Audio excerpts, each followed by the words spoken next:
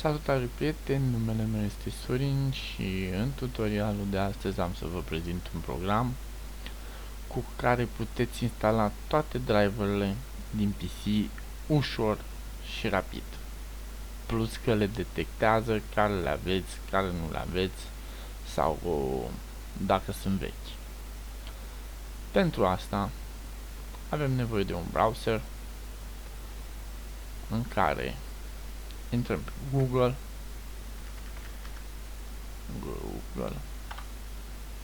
și scriem Slim Drivers. Da?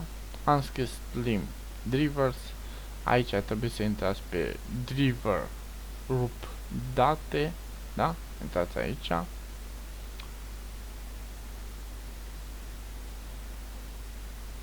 Am intrat pe site-ul. Nu știu dacă este site-ul oficial. Pentru a descărca programul, pur și simplu dăm download aici. Apoi, după ce se încarcă această pagină, dăm download aici.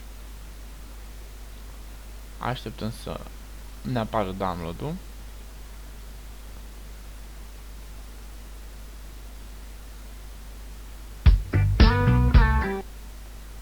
Da. Se pare că a început să cânte muzica. Programul s-a descărcat. Începe instalarea. Dăm yes.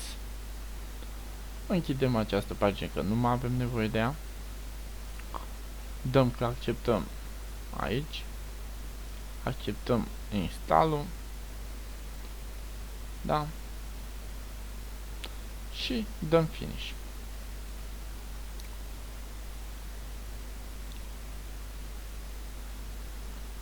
Da, mi s-a încărcat această pagină.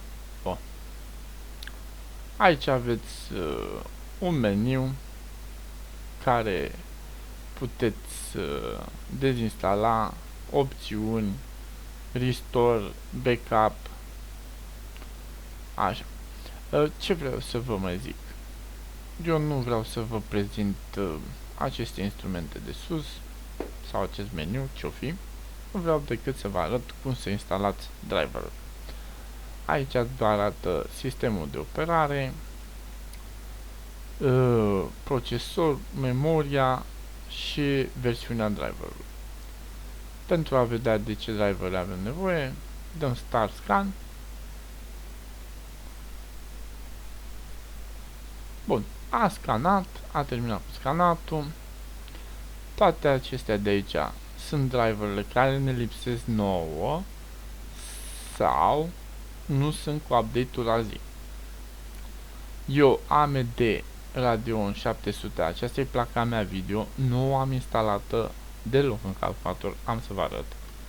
AMD, da? Când scriu AMD trebuia să-mi apară o șmecherie care să pot controla placa video. Deci eu sunt pe AMD. Pentru a instala un driver din Slim Drive, pur și simplu dați pe download aici, în această zonă, dați download, dați yes și așteptați până începe, până descarcă, el caută driverul acum, da, acum îl descarcă, după câte vedeți, download AMD Radeon, așa, seria descarcă driverul. Este părerea mea, din câte programe am folosit de genul acesta, este unul dintre cele mai rapide, plus că le detectează pe care trebuie, deci nu îmi dă alt driver care, nu, este pur și simplu driverul care îți trebuie. Bun. Așteptăm să se descarce driverul. Ce vreau să vă mai zic despre program? Programul este free și cu bani, dar versiunea free este foarte bună, este actualizată la zi cu toate driverele.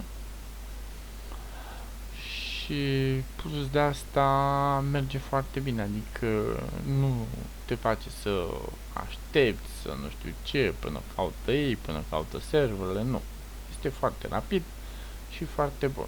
Deci eu, dacă ar fi să folosesc un alt driver, în niciun caz nu aș folosi pentru un alt driver,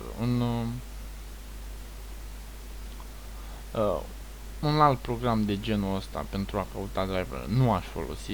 Eu îl folosesc de foarte mult timp și sunt destul de mulțumit de el. Aici se extrage driverul. Îl lăsăm să se extragă.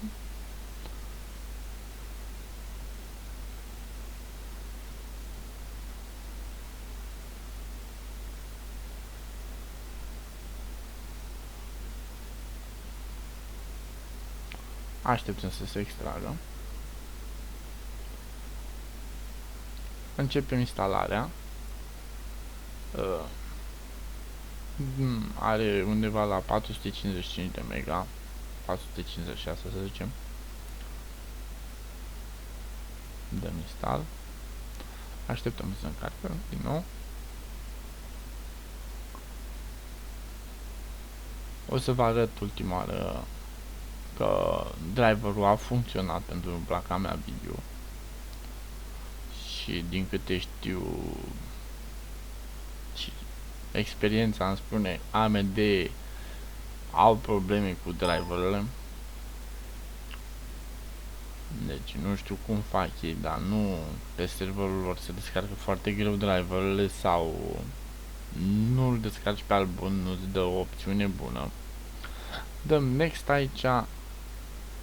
Next îl las default, așa, nu dau custom. Bun, eu nu vă arăt cum instalez driverul, ci să vă arăt doar că merge. Bun, bun.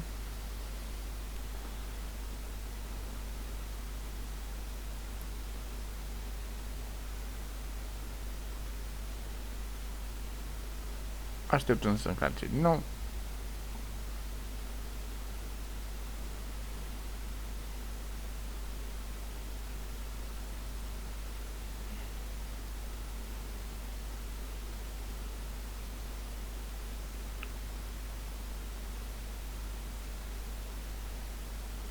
Da, durează destul de mult să instaleze acest driver. Trebuia să iau alt driver. Nu mi-am dat seama că durează așa mult să instalez acest driver.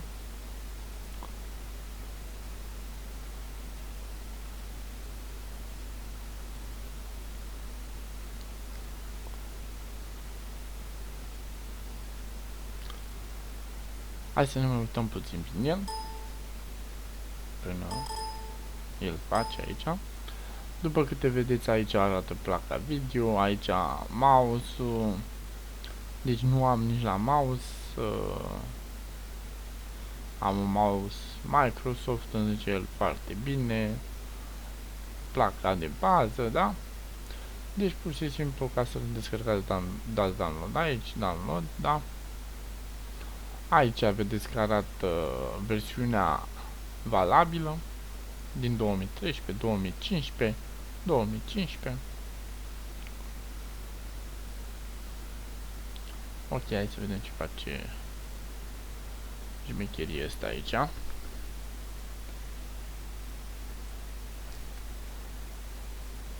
Da, am crezut că s-a blocat. Aici și culmea să se blocheze. Că de atâția ani când am instalat Windows-ul nou mi-a funcționat perfect.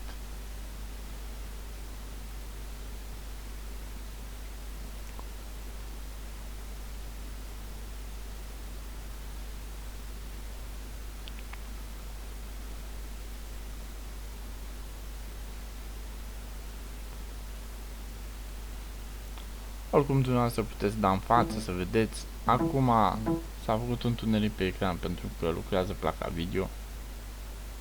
Da. înseamnă că este bun driverul.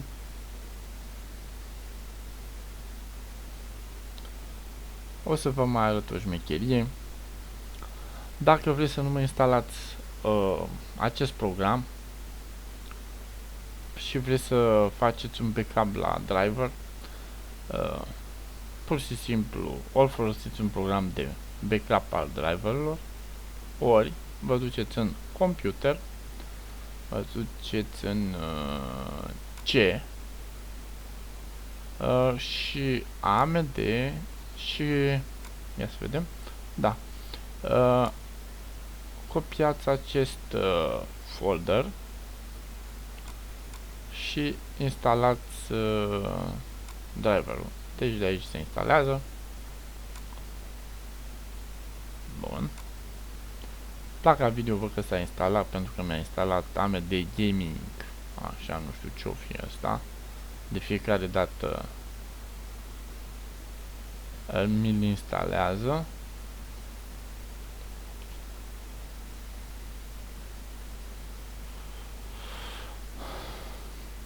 Așa. Finish. Ar trebui să-mi dea un din câte știu să-mi dea un mesaj. Nu de fiecare dată, de fiecare dată îmi dă mesajul, din câte știu. Da? Hai să vă arăt că s-a instalat placa video AMD. Mai țineți minte că nu era acesta aici. Acesta este controllerul la placa video. Da? Desktop Manager, Advanced Display Settings, Desktop Color, da, aici, așa, vedeți? Deci faceți ce setări trebuie pentru placa video, sau pentru monitor, sau pentru ce vreți dumneavoastră. Mulțumesc pentru vizionare, nu uitați, dacă v-a plăcut, să vă abonați sau să dați un like sau un share. Mulțumesc mult, la revedere!